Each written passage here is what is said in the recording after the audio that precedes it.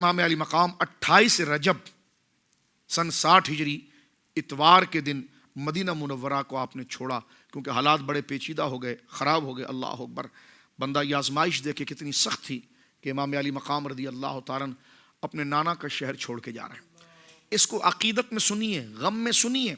لیکن یہ بھی غور کیجئے کہ حالات کتنے خراب کر دیے گئے تھے۔ اور امام علی مقام کو پتا تھا کہ یزید پلیت مدینہ منورہ میں کوئی لشکر بھیج کر کوئی شر مچائے گا،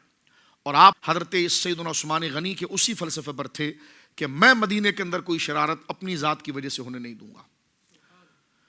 تقدس مدینہ کی وجہ سے۔ اور آپ کے دل میں جو احترام ہے، یزید تو ہر چیز سے باہر ہے، وہ لشکر یہاں پر بھیج دے گا، تو امام علی مقام چاہتے، یہ بھی سن لیجئے،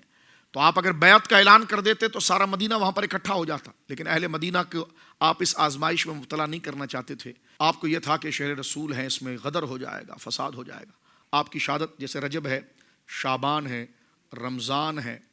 اور اس کے بعد پھر شوال ہے، ذیقعد ہے، ذی الحج ہے اور محرم، یعنی 6 مہینے کے بعد اللہ اکبر وہ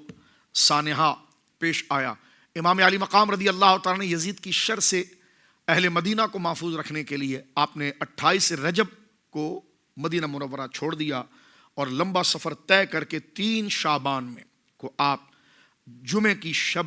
مکہ میں داخل ہوئے، اور پھر سارا ٹائم آپ نے، یعنی یہ شعبان کا پورا مہینہ،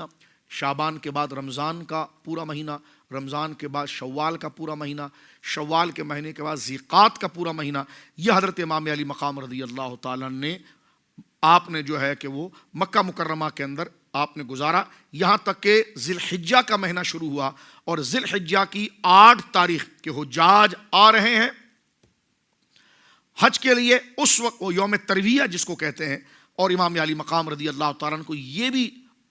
پتا چل گیا تھا کہ حاجیوں کی شکل کے اندر یزید چند اپنے شیاطین کو بھیج کر دوران حج امام علی مقام کو شہید کر دے گا، اور حج کا تقدس، حج کے معاملات، عبادات، اس کے اعتبار سے بڑی آزمائش کھڑی ہو جائے گی۔ امام علی مقام نے اس مرتبہ پر بھی قربانی دی،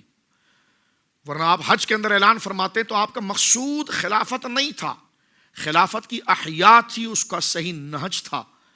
مقصود یہ نہیں کہ کوئی کرسی حاصل کی جائے، جو خلافت تقاضا کرتی تھی جن شرائط کا، اس کا احیاء تھا۔ امام علی مقام نے عین حج کے دنوں میں 8 ذی الحجہ کو آپ نے مکہ مکرمہ چھوڑا، اور آپ مکہ مکرمہ سے آگے روانہ ہوئے ہیں۔